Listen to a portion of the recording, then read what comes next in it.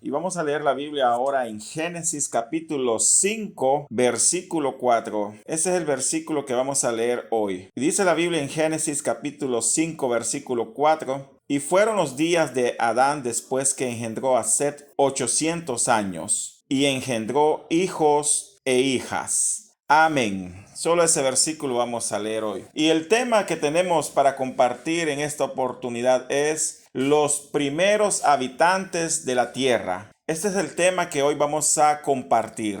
No olvidemos que hemos venido estudiando a lo largo de estas últimas semanas el libro de Génesis. Y bueno, la última oportunidad estuvimos considerando acerca de los primeros hijos varones de Adán y Eva. Hablamos acerca de Caín y Abel. Y conforme vamos avanzando en el relato del libro de Génesis, nos vamos a dar cuenta que llegamos a un momento donde de repente la narración se detiene para presentar dos genealogías muy importantes que están en la Biblia. Y hoy hemos leído este versículo 4 del capítulo 5 que de alguna manera nos introduce perfectamente al tema que queremos considerar en esta oportunidad. Y si se dan cuenta, este quizás es un versículo que no sé cuántos de ustedes lo han leído, o si a veces lo leemos, quizás lo pasamos desapercibido, pero es un versículo muy importante que a veces nos ayuda a comprender muchas cosas o dudas que podemos llegar a tener con respecto a algunas preguntas que las personas se hacen, como por ejemplo, ¿de dónde surgió la esposa de Caín? Y si leemos este versículo podemos llegar a entender esa y otras cosas. El versículo 4 del capítulo 5 que leímos dice: y fueron los días de Adán después que engendró a Set 800 años. Set es el tercer hijo, digámoslo así, varón que Dios le dio a Adán y Eva, y de la cual le nacieron muchos más hijos. Y esta descendencia fue la que llegó a convertirse en la descendencia de la cual vendría el Mesías. Pero hay algo importante que también resalta este versículo 4. Y dice que después de engendrar a Set, Adán y Eva engendraron hijos e hijas. Si se dan cuenta, a veces uno piensa que solo fueron 3 los hijos varones de Adán y Eva, que engendró a Caín, luego a Abel, el cual murió asesinado por su hermano Caín, y después vino Set. Y generalmente pensamos que esos fueron los únicos hijos de Adán y Eva, pero realmente no fue así, porque en este versículo que estamos leyendo ahora podemos darnos cuenta que realmente Adán y Eva engendraron muchos hijos e hijas más, de tal manera que al nacimiento de Set a lo mejor le nacieron muchos más hijos e hijas. Y si hay algo importante que debemos considerar también del relato hebreo, o del estilo o la forma en la cual ellos relatan las cosas, es que no necesariamente los hebreos acostumbran narrar las cosas en el orden cronológico. ¿A qué me refiero? Que uno podría leer una historia y en el siguiente capítulo podríamos estar leyendo otra,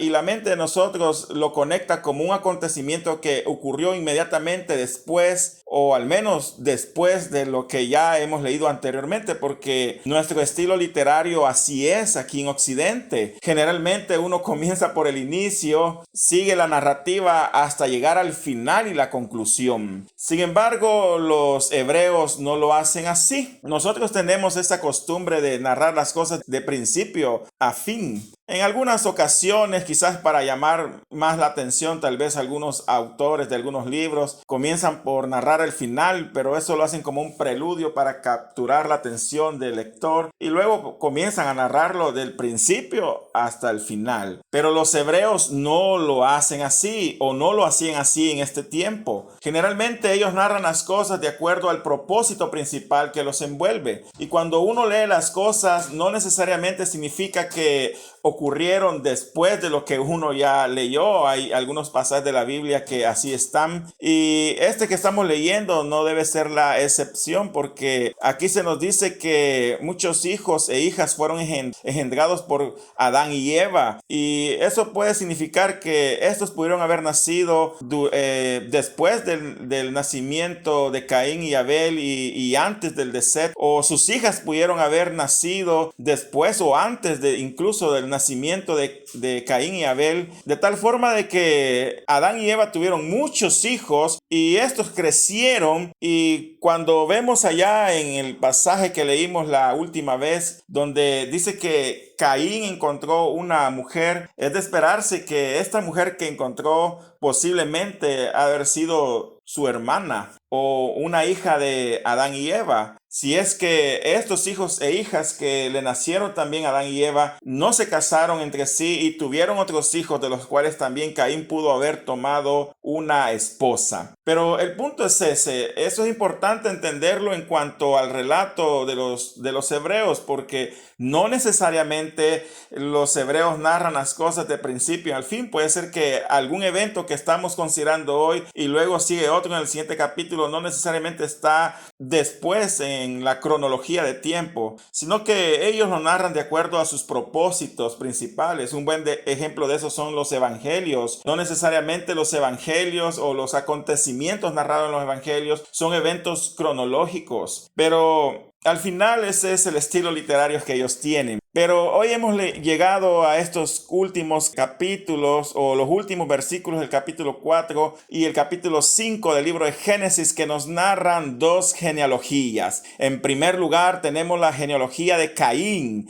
que es una descendencia perversa que no buscó de Dios. Esta genealogía está comprendida desde el capítulo 4, versículo 16 al 26. Pero luego en el capítulo 5 presenta otra genealogía, que es la genealogía de Set, donde nos presenta la descendencia de Set, y una descendencia que invocó el nombre del Señor. Esta genealogía está comprendida en todo lo que corresponde al capítulo número 5. Ahora bien, cuando uno estudia la Biblia o tiene la costumbre de leer un libro y quizás día a día va avanzando en su lectura, podría ser que de repente llegue a una genealogía. Y las genealogías son algo que generalmente nos parecen asuntos muy aburridos, quizás triviales. Alguien podría preguntarse, ¿y para qué estudiar una genealogía? ¿De qué sirven las genealogías en la Biblia? ¿Será que tendrá algún valor o simple y sencillamente la saltamos y hacemos de cuenta y caso que no existe?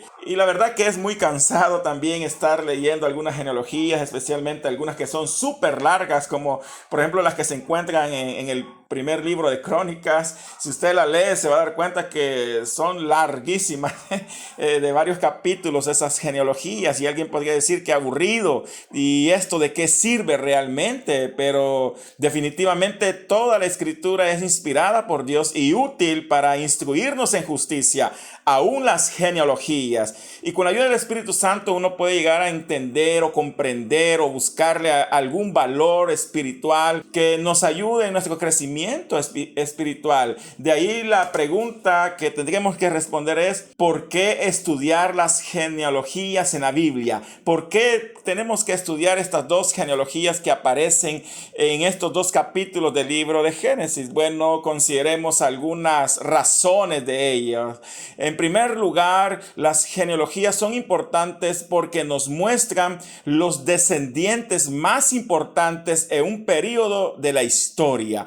La genealogía es muy importante si uno quiere comprender la descendencia o los personajes más importantes en un periodo de la historia. Y el libro de Génesis nos muestra la descendencia, por ejemplo, de dónde va a venir nuestro Señor Jesucristo. Un ejemplo de este propósito sería la genealogía que tenemos en el capítulo 5 del libro de Génesis, porque ahí nos presenta la descendencia de Set. Pero alguien podría decir, ¿y de qué sirve conocer la descendencia de Set? ¿O qué propósito tenía acaso Dios con presentarnos esta descendencia? Bueno, el propósito también de toda la Biblia es mostrarnos a Cristo. Y a través de la descendencia de Set, Dios nos muestra que hubo una esperanza para la humanidad, porque definitivamente el Mesías no podía venir de la descendencia de Caín, porque él era malo. Imagínense que nuestro Señor Jesucristo hubiese descendido de la descendencia de Caín. Sin embargo, no es así, sino que vino Dios y en lugar de Abel le dio otro hijo del cual vendría la descendencia del Mesías, o del cual vendría el Mesías. Así tenemos un ejemplo de esto en el capítulo 5 del libro de Génesis. Otra razón por la cual podemos estudiar las genealogías es que nos muestran la relación que existe entre algunos pueblos o naciones del mundo. Un ejemplo de eso es la tabla de las naciones que tenemos en Génesis capítulo 10, versículo 1 al 32. La verdad que es bastante difícil estudiar la tabla de las naciones basado en la genealogía que está en el capítulo 10 de Génesis, pero créame, es sorprendente el estudiarla, porque cuando uno lo estudia, y si Dios nos lo permite, primero Dios, vamos a llegar al capítulo 10, vamos a ver cómo de los 3 hijos de Noé desciende todas las naciones, o surgen todas las naciones de la tierra. Ahí vamos a ver el origen no solo de los pueblos, del pueblo judío o de los hebreos, sino que vamos a ver también de dónde surgieron los asirios, de dónde surgieron los egipcios, de dónde surgió Rusia, o lo que llegaría a ser Rusia, China, los países palestinos como Irak, Irán, y así sucesivamente. Vamos a ver todo eso, como de dónde surgen los países de África y Mesopotamia, etcétera. Entonces, si uno estudia el capítulo 10 del libro de Génesis, uno se va a dar cuenta maravillosamente cómo la Biblia describe de dónde vienen todas las naciones que hoy conocemos. Eso lo vamos a estudiar primero Dios allá en el capítulo 10 del libro de Génesis. Sin embargo, también las genealogías son importantes porque apuntan a un descendiente meta o descendiente clave en la historia de la nación. Para los judíos, las genealogías son muy importantes porque muestran la descendencia de un personaje clave en la historia de la nación de Israel. Un buen ejemplo de eso es la descendencia que tenemos en el primer libro de Crónicas, capítulo 1 al 9. Esta es quizás la descendencia, creería yo, más larga que existe, porque si se dan cuenta, esta descendencia va desde el capítulo 1 y termina en el capítulo 9. Pero ¿de qué trata esta descendencia? Comienza con Adán, luego habla que Adán fue el padre de Set, y así sucesivamente comienza a dar toda la descendencia, pasando por los patriarcas, llegando a Abraham, luego por sus hijos, los patriarcas principales, o los hijos de Abraham principales,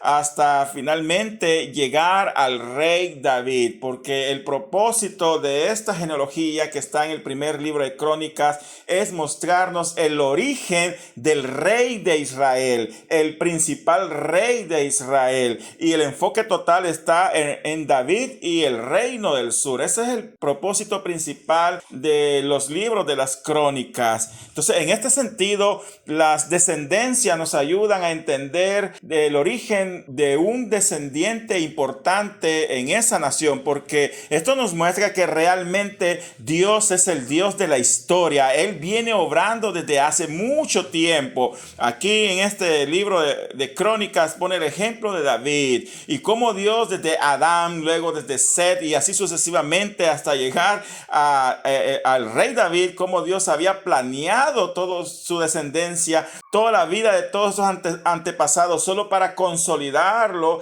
con el nacimiento del rey David, el cual llegó a consolidar la nación de Israel como nunca antes se había hecho. Así que de alguna manera las genealogías son importantes porque nos enseñan eso, pero no solo eso, sino que también hay genealogías que resaltan el propósito divino en una línea específica, en una familia. A veces estudiar la genealogía nos ayudan a ver esos propósitos divinos que nos hablan al corazón, que nos muestran la gran misericordia y los propósitos especiales que están escondidos a lo largo de la historia, pero que Dios a propósito obró en ellos para bien de muchas personas. Tenemos al menos 2 ejemplos. Tenemos, por ejemplo, la genealogía que aparece en Ruth capítulo 4 versículos 8 al 22. Ahí se nos muestra que Ruth, una moabita, una extranjera que a lo mejor cualquiera hubiera pensado que no tenía posibilidades de agradar a Dios, porque era una pagana, era una descendiente de la tierra de Moab, una nación que estaba en contra de Dios y una nación que estaba en contra de los principios divinos y excluida de toda promesa. Pero es increíble cómo Dios toma a esta mujer, y esta mujer, por su humildad, por su sumisión, escogió a Dios antes que a los dioses a los cuales servía su nación, y fue fiel a Noemí, su suegra, contra todo pronóstico, a pesar de que esto significara quedarse sin marido, y como extranjera se fue a vivir a Israel, pero ahí Dios la recompensó en gran manera. Y es interesante cómo Dios resalta o exalta a esta mujer, cómo la Biblia muestra la exaltación que Dios hizo sobre esta mujer pagana extranjera, y lo hace a través de una genealogía, porque ahí dice que Ruth se casó con Booz, y Booz tuvieron a un hijo, y este hijo fue padre de Isaí. Isaí fue padre de David. ¿Y quién es David? El primer rey de Israel. De tal manera que imagínense cómo Dios honró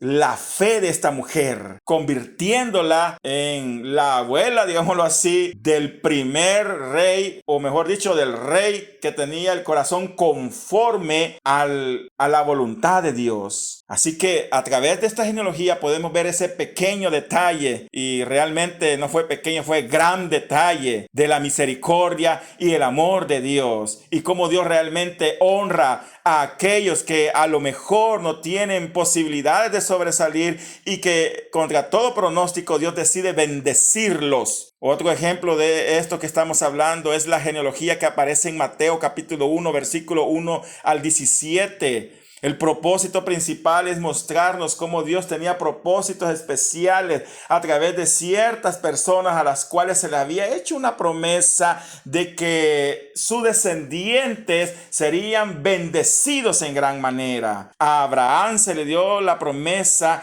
y Dios le dijo: en tu simiente serán benditas todas las naciones de la tierra. ¿Cuál es la simiente de Abraham? Es Cristo, el Mesías. Y de igual manera a David se le dijo que uno de sus descendientes se sentaría para siempre en el trono de Israel y reinaría para siempre. Esa fue la promesa que Dios le dio tanto a Abraham como al rey David. Y obviamente está hablando de Cristo, del Mesías, de nuestro Señor Jesucristo. Ahora viene Mateo, y para dejar bien claro eso, resalta el propósito divino de Dios a través de una genealogía que, si ustedes la leen, se van a dar cuenta que viene de Abraham, y dice que Abraham engendró a Judá, y así sucesivamente viene la descendencia, pasando luego por el rey David, y luego por Salomón, y luego sigue descendiendo hasta finalmente llegar a nuestro Señor Jesucristo,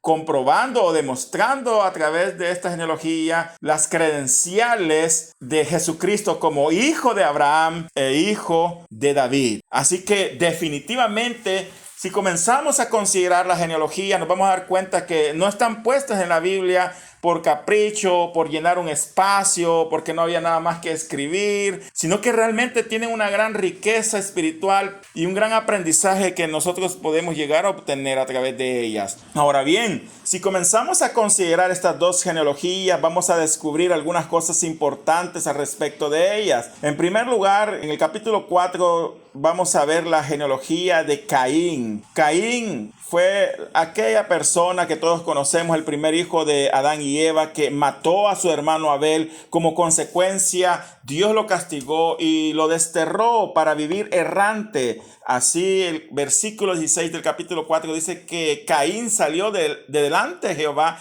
y habitó en tierra de Nod, al oriente del Edén. Eso lo vimos la última vez. Y aquí aparece una palabra que es Nod. Nod es una palabra hebrea que significa errante, dando a conocer que el castigo de Caín era ser errante. Él ya no iba a poder ubicarse en una tierra para cultivarla y que la tierra le volviera a dar el fruto que antes le daba, porque había sido maldecido por parte de Dios, y parte de esa maldición consistía que la tierra no le volvería a dar el fruto que antes le daba, y como consecuencia él estaba condenado a vivir errante y huyendo de la presencia de Dios. Ahora vemos que en el versículo versículo 17 nos dice que Caín conoció a su mujer. Y como ya lo dijimos, esto pudo haber sido una hija de Adán y Eva, o una hija de algunos de sus hermanos o de los hijos de Adán y Eva, porque como ya vimos anteriormente, Adán y Eva tuvieron muchos más hijos. Y Caín conoció a su mujer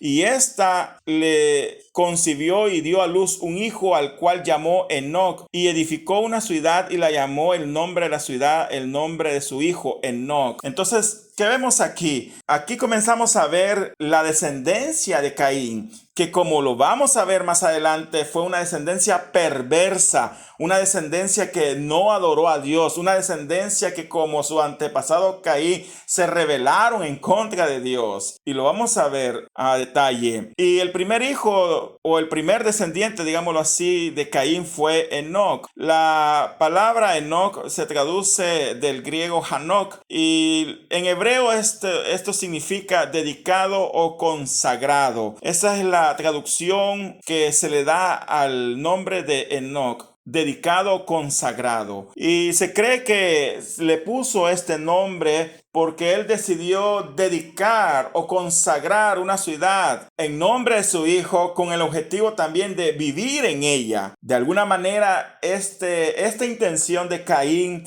de edificarle una ciudad a su hijo era en contra de la voluntad de Dios, porque Dios lo había destinado a vivir errante. Él no tenía por qué andar construyendo una ciudad, porque Dios lo había destinado a vivir errante. Pero aquí vemos la rebeldía de Caín, y tan rebelde fue que al final terminó construyendo una ciudad. Ahora, cuando aquí dice ciudad, no nos imaginemos una ciudad al estilo o al tamaño que hoy conocemos. Pudo haber sido el equivalente a una villa pequeña, por ejemplo. Acordémonos que la humanidad está comenzando a multiplicarse y no necesariamente podemos pensar en una ciudad enorme, gigantesca, con muros y todo. Al final, Caín decidió edificar esta ciudad en honor a su hijo, y posiblemente porque también él esperaba obtener ganancias o un medio para sobrevivir, porque no olvidemos que la tierra ya no le iba a dar el fruto que antes le daba. Él era agricultor y de ahí comía. Entonces, de alguna manera, poner una ciudad le servía también como un centro de canje o un centro de comercio donde podría él atraer a los mercaderes y tal vez hacer algún tipo de negocios para obtener el sustento que tanto necesitaba. Al final, Caín dedicó una ciudad a su hijo, y una forma de comenzar de nuevo una vida, pero una vida alejada de Dios. Y esto es un símbolo de su total rebeldía al mandamiento de Dios de vivir errante. Y por eso le puso a su primer hijo Enoc, que significa dedicado, consagrado, porque él lo veía como una forma de volver a comenzar, de iniciar un nuevo estilo de vida, una nueva vida, pero tristemente una vida alejada de Dios. ¿Cuántas personas son así hoy en la actualidad? ¿Cuántas personas se han dedicado o han consagrado su vida a prosperar, a obtener las mejores cosas, pero lejos de Dios? Muchas personas son como Caín ahora en la actualidad. Y el problema es que luego de este descendiente, de esta persona que se llamó Caín, vino una descendencia que definitivamente no adoró a Dios, no tuvo a Dios en cuenta en sus caminos. ¿Y por qué decimos eso? Porque falta considerar el significado de sus nombres para entenderlo. Acordémonos que los nombres aquí en la Biblia y en el Antiguo Testamento eran nombres que hacían alusión a algún aspecto o característica o conducta de la persona. Y así Caín engendró a Enoc, y Enoc tuvo su primer hijo que se llamó Irad. Y el nombre de Irad significa el hombre citadino. Y a lo mejor se le puso este nombre porque él amó la vida en la ciudad comparado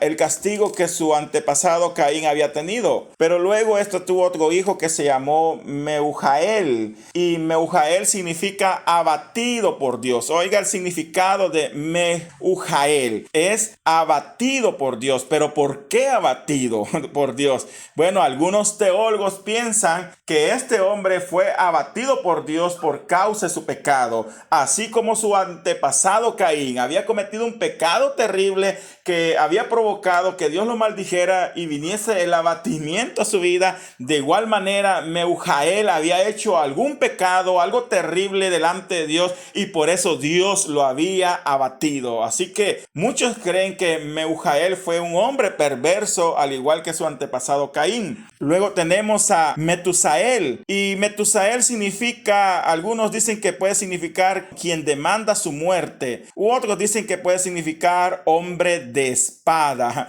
En cualquiera de las dos posibilidades del significado nos hablan bastante del carácter violento de Metusael, porque Metusael era una persona que demandaba la muerte de los demás, es decir, ante un pleito, ante un conflicto, ante algo que no le parecía, él demandaba la muerte de la otra persona, o simple y sencillamente era un hombre de espada, es decir, era un hombre que agredía a los demás cuando algo no le parecía. Y en este sentido, Metusael fue un hombre violento, pero violento de esos que mataban, porque uno de sus posibles significados es hombre de espada, y si cargaba la espada, pues no la cargaba por gusto, sino que para ser utilizada. Así que Metusael fue otro hombre perverso. Y bueno, tenemos luego a Lamec, y Lamec significa vigoroso. Y si hay algo que podemos decir acerca de Lamec, y de hecho aquí en estos pasajes de la genealogía,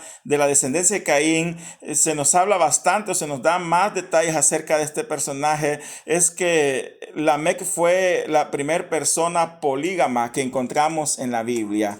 Ser polígamo significa tener más de una esposa o tener más de una mujer. Al principio Dios estableció el matrimonio entre un hombre y una mujer, ya lo vimos, pero era entre un hombre y una mujer. Pero vino Lamec y a él se le ocurrió que no era bueno que el hombre tuviera una mujer, así que a él se le ocurrió tener dos mujeres, y por eso dice en Génesis capítulo 4 versículo 19 que Lamec tomó para sí dos mujeres. Así que podemos ver cómo esta descendencia fue totalmente desafiante en contra de Dios. Fue una descendencia que no consideró el consejo de Dios para su vida y vivieron de forma violenta, de forma terrible. Y Lamec fue y tomó para sí dos mujeres. Y no solo eso, sino que también vemos un carácter violento en esta persona, Lamec. Porque si leemos los versículos 23 y 24, dice: y dijo Lamec a sus dos mujeres, Ada y Sila: oíd mi voz, mujeres de Lamec, escuchad mi dicho, que un varón mataré por mi herida, y a un joven por mi golpe. 7 veces será vengado Caín, Lamec en verdad 70 veces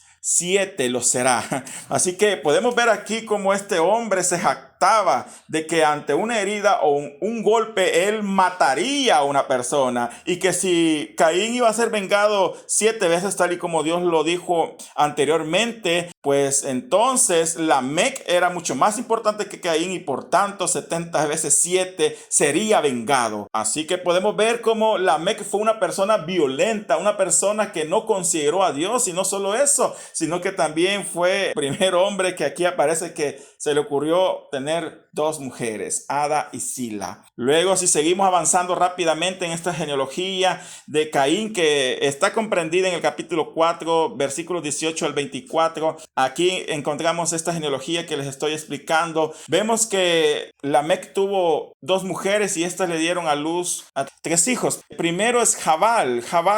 Algunos dicen que significa arroyo que fluye. Y dice Génesis 4:20 que Jabal fue el padre de todos los que habitan en tiendas y crían ganados. Es decir, fueron los primeros nómadas en la tierra. Los nómadas eran personas que no se sentaban en un solo lugar, sino que generalmente vivían en tiendas, cuidaban sus ganados y luego se movían a otra región donde habían mejores pastos. Y esa era la vida nómada de ellos, criando de esta forma ganados. Luego tenemos a Jubal, que es otro de los los hijos de este hombre. Y Jubal, la palabra Jubal significa trompeta, pero no en el sentido que hoy lo conocemos o el sentido de la trompeta que conocemos. Más bien hace alusión a un cuerno de carnero que es utilizado como instrumento musical. Como sea, Jubal fue el padre de todos los que tocan arpa y flauta. Aquí vemos cómo la música también comienza a salir y cómo el hombre comienza a componer las primeras notas musicales a través de arpas, a través de flautas o trompetas, como el nombre también Jubal lo indica. Así que vemos cómo la música comienza a surgir en medio de la humanidad, o cómo la humanidad comienza a emitir las primeras notas musicales. Y el otro hijo de este hombre fue Tubal Caín. Y Tubal Caín significa, o algunos creen que podría traducir tal vez como artesano.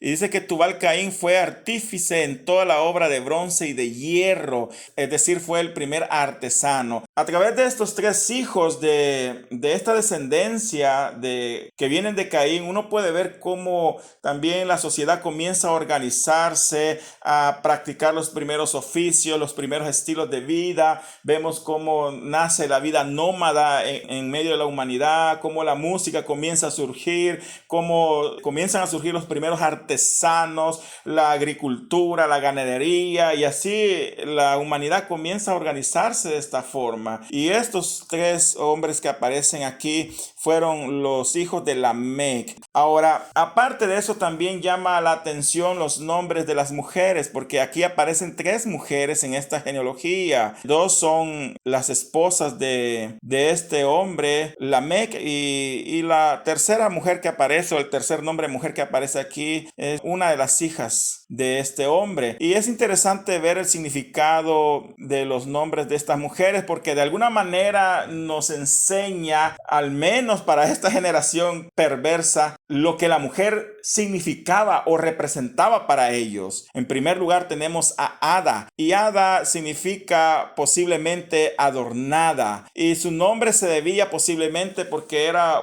una mujer muy hermosa y de alguna forma quizás a lo mejor solo representaba un adorno para los ojos de los hombres. Los hombres solo la veían o la consideraban de valor por su hermosura, a tal punto que le pusieron de nombre adorno. Imagínense el nombre que le pusieron, era un adorno para el hombre que la exhibía. Podemos ver el concepto torcido que estos hombres tenían acerca de la mujer. Luego tenemos a Sila, y Sila posiblemente significa sombreada, y quizás su nombre hace alusión al color de su piel, pues estos hombres no veían otras características en las mujeres para ponerle algún nombre o alguna virtud más que su condición física. Así como a Ada la consideraban muy hermosa y le pusieron de nombre adorno, a esta mujer le pusieron sombreada quizás por el color de su piel. Y finalmente tenemos a otra mujer que es hija de este hombre Lamec, y es Noama. Y Noama significa placentera, y su nombre quizás sugiere que era hermosa y por tanto los hombres sentían placer a verla. Entonces, si uno considera esto y lo enfocamos desde esa perspectiva, uno puede ver que esta descendencia realmente era perversa a los ojos de Dios, porque en primer lugar eran hombres violentos, eran hombres que no consideraban a Dios en sus caminos, eran hombres polígamos, eran hombres que asesinaban, que estaban dispuestos a quitarle la vida a otros semejantes. Y no solo eso, sino que eran hombres que no sabían valorar a la mujer por sus características o por sus virtudes, a tal punto que a las mujeres les ponían nombres de lo que representaban para ellos, que eran puros objetos quizás sexuales, y de ahí los nombres de ellas, que es adornada, sombreada y placentera. Así que definitivamente esta descendencia fue perversa a los ojos de Dios. Hoy en día también nosotros debemos tener cuidado, porque vivimos en un mundo muy parecido a un mundo donde a veces las personas no nos valoran por nuestras características o virtudes, un mundo donde muchas personas solo son objetos que pueden utilizar otros a su favor. Un mundo perverso, lleno de violencia, lleno de odio,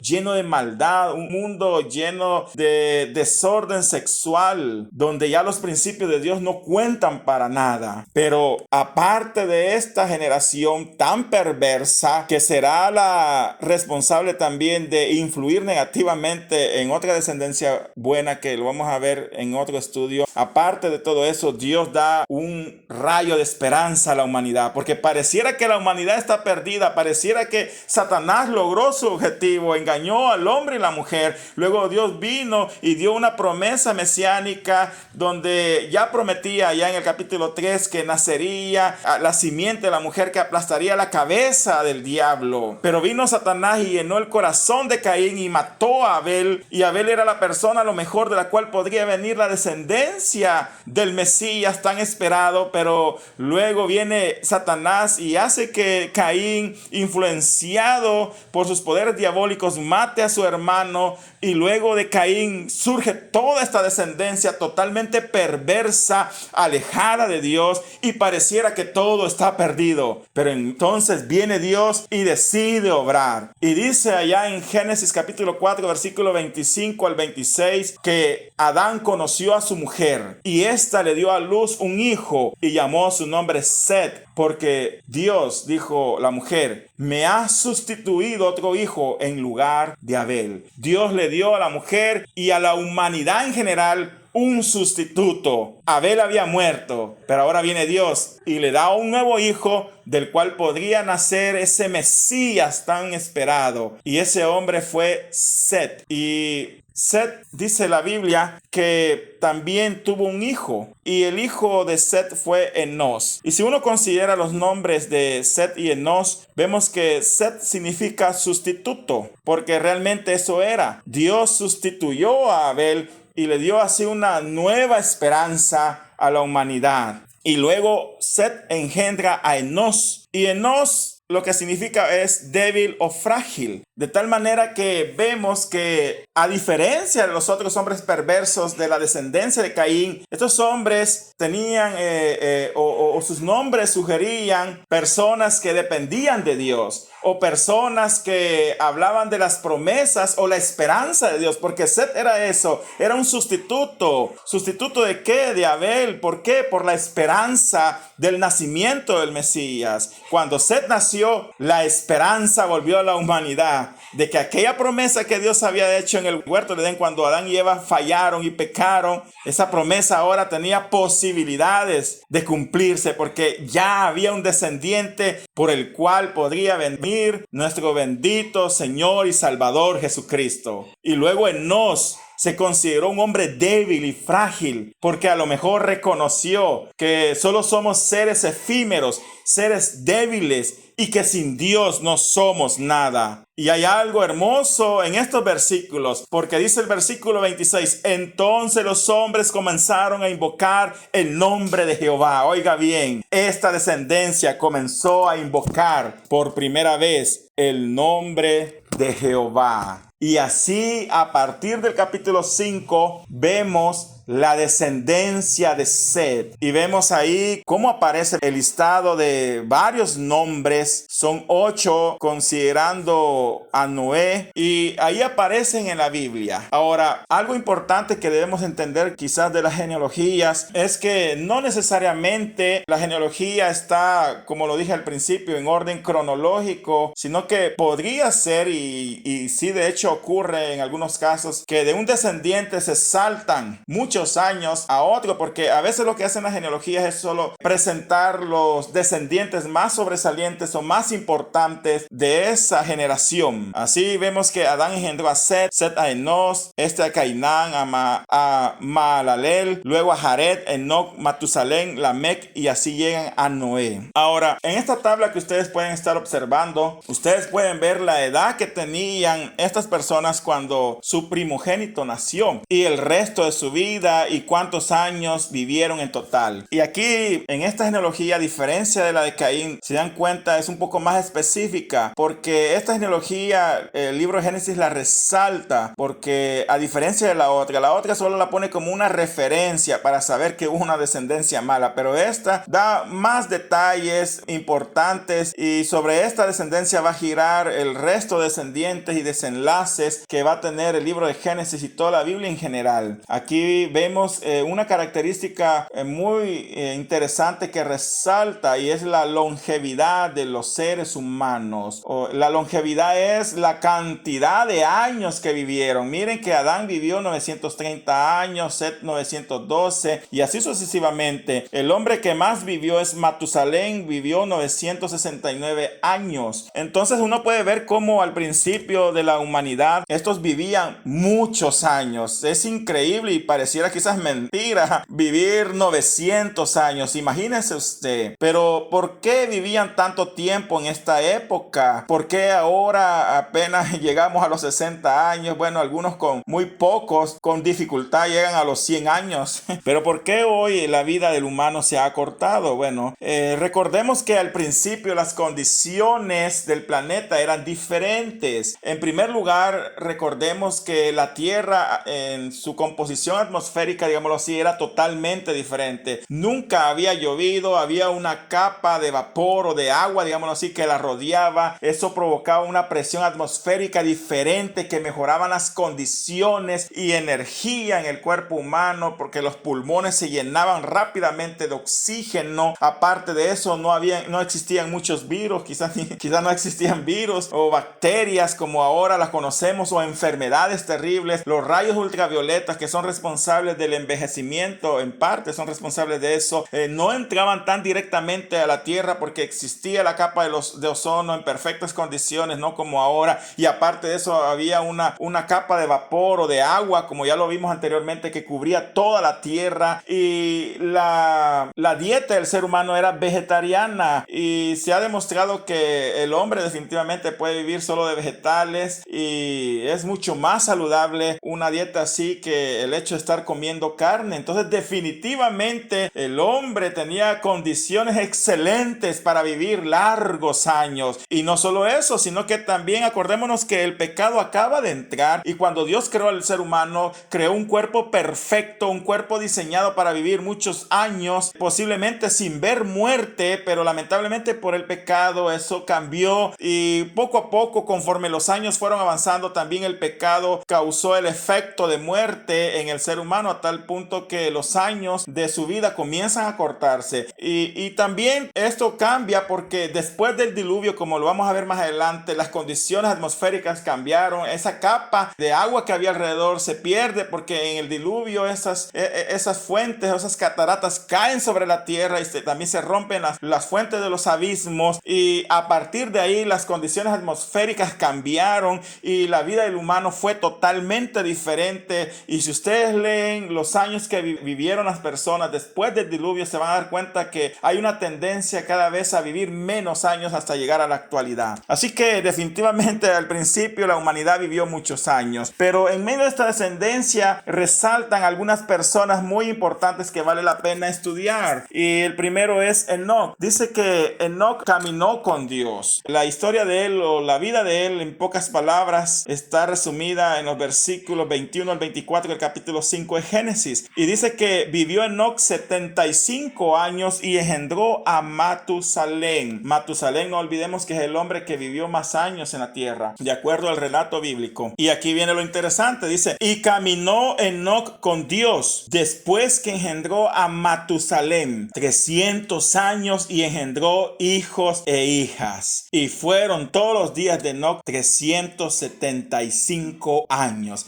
Aquí hay algo muy hermoso que vale la pena resaltar. Cuando hablamos de Enoc, generalmente, yo creo que usted ya lo ha escuchado, se resalta el hecho de que Enoc caminó con Dios, y es cierto, Enoc caminó con Dios, un símbolo de andar en los caminos de Dios, un hombre piadoso, pero no siempre fue así. Pareciera que no siempre fue así. ¿Por qué digo eso? Pues si leemos detenidamente este pasaje, oiga lo que dice: vivió Enoc 75 años y engendró a Matusalén. Matusalén. O sea que vivió 75 años de su vida y luego engendró a Matusalén. Y oiga cómo sigue el relato a continuación. Y caminó Enoc con Dios después que engendró a Matusalén. ¿Hasta cuándo o hasta qué momento Enoc comenzó a caminar con Dios? ¿Desde los primeros días de su vida? No. Primero vivió Enoc 75 años hasta que engendra a Matusalén, y después de haber engendrado a Matusalén, Enoc caminó con Dios. ¿Por qué? No lo sabemos. Algo pasó para que después de haber engendrado a su hijo Matusalén, Enoc tomara la decisión de caminar con Dios. Dios se le reveló o algo pasó en su vida para que él considerara seriamente a Dios y caminara seriamente con él. Posiblemente sí. Y de alguna manera esto que estoy hablando ilustra perfectamente lo que nos ha pasado a cada uno de nosotros. ¿A los cuántos años Dios le llamó? Es obvio que no nacimos cristianos y algunos fueron llamados jóvenes, otros en su adolescencia, otros fueron llamados en su vida adulta, otros en su vejez y así sucesivamente. Pero eso es a partir del momento que Dios nos llama y que nos convertimos al evangelio, que comenzamos a caminar con Dios. Algo le pasó a Enoc. Enoc venía de una descendencia justa, de una descendencia que conocía e invocaba el nombre de Dios, pero quizás a lo mejor, pensémoslo así para sacarle algún significado espiritual a este relato, pensémoslo así por favor, a lo mejor quizás él no había caminado correctamente delante de Dios, o quizás no había tomado muy en serio la vida que Dios les ofrecía, pero algo pasó después que engendró a su primer hijo Matusalén, que Enoc cambió totalmente. Nosotros debemos tener cuidado de que, si bien es cierto, hemos sido llamados por Dios, pero debemos tener cuidado de no descuidar nuestra pasión, nuestro compromiso por Dios. Y quizás en un principio vivimos de acuerdo a la voluntad de Dios, pero algo pasó y quizás nos hemos descuidado, hemos abandonado el primer amor. Pero como Enoc debemos reflexionar y volvernos a Dios y caminar con Dios, porque vino Enoc y después de engendrar a Matusalén, caminó Enoc con Dios. 300 años vivió Enoc y engendró hijos e hijas, y fueron todos los días de Enoc 375 años. Y oiga bien, caminó pues Enoc con Dios y desapareció porque le llevó Dios. Es decir, no vio muerte. El caminar de Enoc fue tan agradable a los ojos de Dios que Dios decidió arrebatarlo y llevárselo, tal y como hará con nosotros algún día, porque los cristianos esperamos el pronto regreso de nuestro Señor Jesucristo. Y por eso debemos esforzarnos cada día para no desanimarnos, para no rendirnos y siempre caminar con Dios,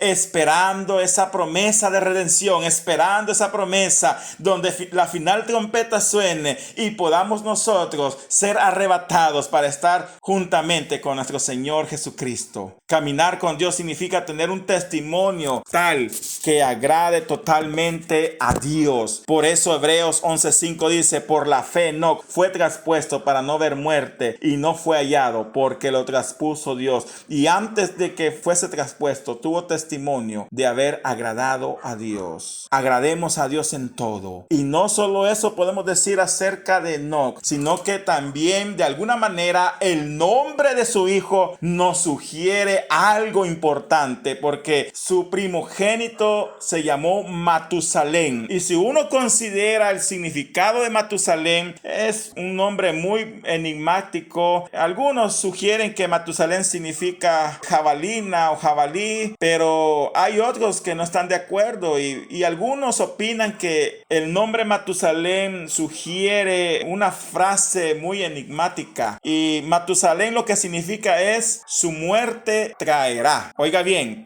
lo que significa Matusalén: su muerte traerá. ¿Qué va a traer la muerte de Matusalén? U otro significado que se le da también al nombre Matusalén es: cuando él muera, vendrá. Entonces, qué interesante es que algo le pasó a Enoc en su camino, que a sus 75 años, al engendrar a Matusalén, Enoc comienza a caminar con Dios y luego es traspuesto, llevado al cielo, pero al mismo tiempo viene y le pone un nombre muy enigmático a su hijo, diciendo: cuando él muera, vendrá. ¿Cuando muera quién? Cuando muera Matusalén. Cuando muera Matusalén, vendrá.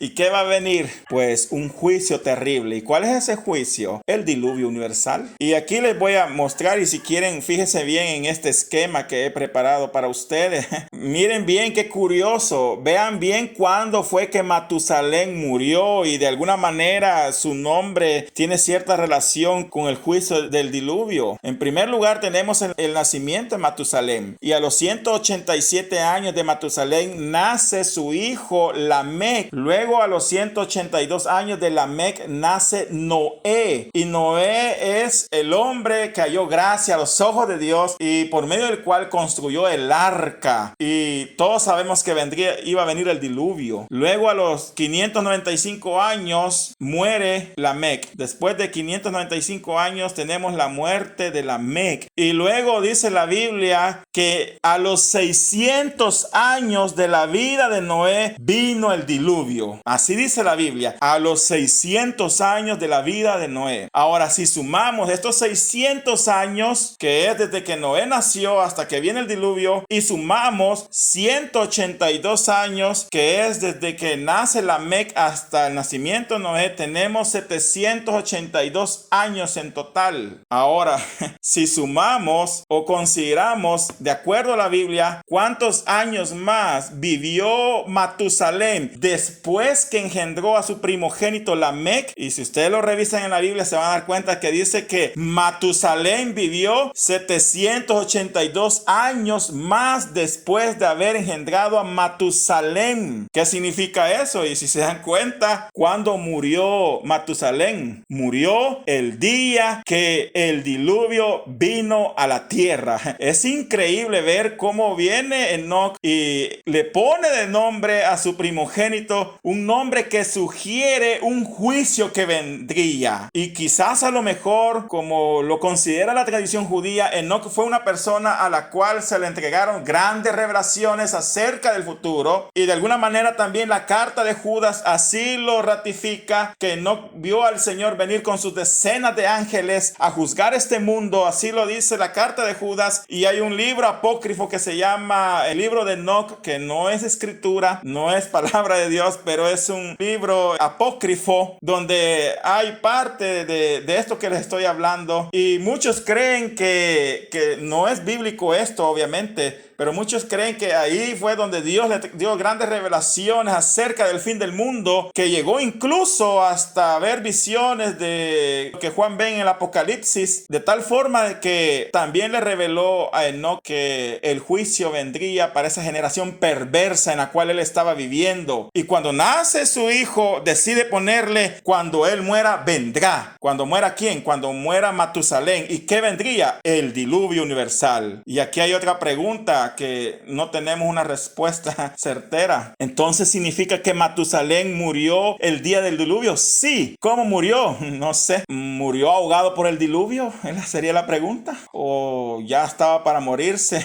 en sus últimos días y justo cuando él expiró el diluvio vino y no fue parte del juicio de Dios? ¿O fue parte del juicio de Dios? Porque muchos se preguntan si realmente Matusalén hubiese sido una persona que buscaba de Dios, ¿por qué entonces no estaba ayudándole a Noé a construir el arca? ¿Por qué no ayudó? Porque imagínense, pasaron 600 años después de la vida de Noé cuando el diluvio vino a la tierra. ¿Y por qué Matusalén no ayudó a Noé? Son las preguntas que se tienen. Lo que sí debemos tener cuidado nosotros es que no nos vaya a sorprender aquel día y que vivamos nuestra vida de manera injusta, de tal forma que la desperdiciemos. Imagínense que Matusalén es el hombre que más años ha vivido en la tierra, pero ¿para qué? Si al final no logró entrar al arca de Noé. Algunos opinan que no entró al arca de Noé porque no era merecedor y murió en el diluvio. Si es así, ¿de qué sirve vivir tantos años?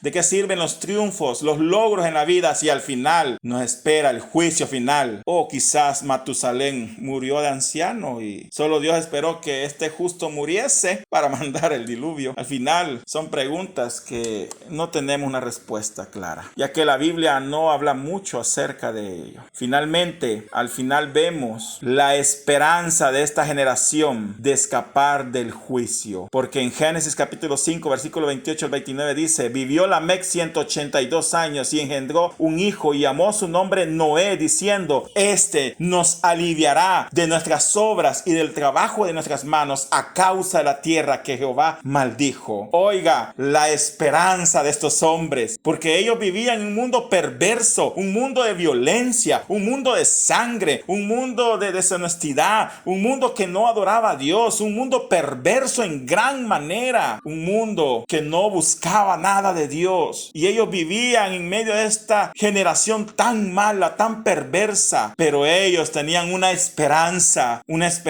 de que algún día Dios les ayudaría y ellos descansarían de las obras de su trabajo, de las obras de sus manos, a causa de que la tierra había sido maldecida por Dios. Y así Lamec, que fue el hijo de Matusalén, engendró un hijo que le puso por nombre Noé, y Noé significa consuelo o traer alivio, porque de alguna manera visualizaban que en Noé estaba la dicha, la esperanza de la humanidad, porque ellos vivían con fe, y aunque veían que todo estaba perdido, aunque veían que todo iba de mal en peor, aunque veían que toda la humanidad estaba más perdida que antes, aún así Lamec se atrevió de ponerle a su hijo consuelo, porque él decía en su fe: Dios traerá el consuelo, Dios traerá el alivio para nosotros. Y así nació Noé, y Noé fue un hombre justo en todas sus generaciones, perfecto en su generación, del cual hablaremos posteriormente. Y esto nos enseña a nosotros que también podemos vivir en esta esperanza bendita. Es cierto, vivimos en un mundo lleno de enfermedades, lleno de pestes, lleno de pandemias, un mundo de injusticia,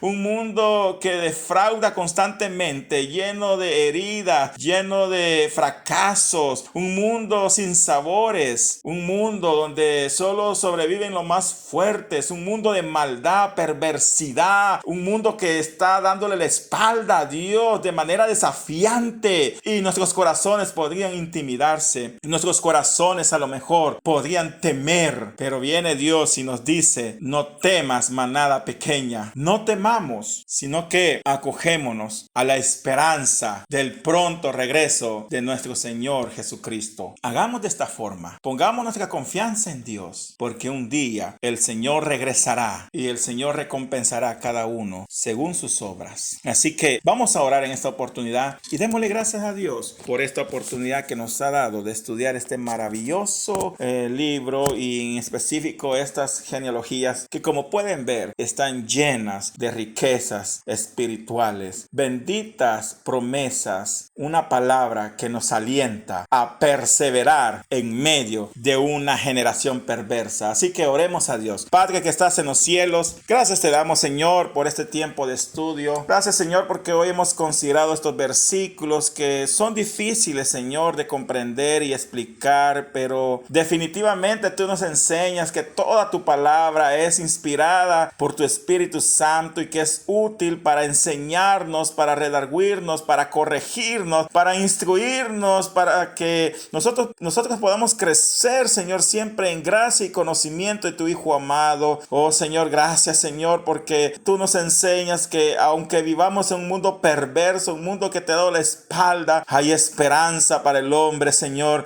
y que vale la pena vivir apartado de la contaminación de este mundo, vivir apartado, Señor, de tanto pecado, de tanta maldad, Señor. A veces nuestros corazones pueden desfallecer, pensar incluso si vale la pena seguir adelante, porque pareciera que toda la humanidad te ha abandonado, pareciera, Señor, que ya no vale la pena seguir adelante, pero al contrario, Señor, creemos, Señor, en el unigénito Hijo de Dios, creemos en nuestro Señor Jesucristo, porque sabemos que Él es nuestro consuelo. Él traerá alivio a nuestras cansadas almas y un día estaremos delante de tu presencia, Señor. Gracias, Espíritu Santo, en el nombre de Jesús oramos. Gracias, bendito Señor.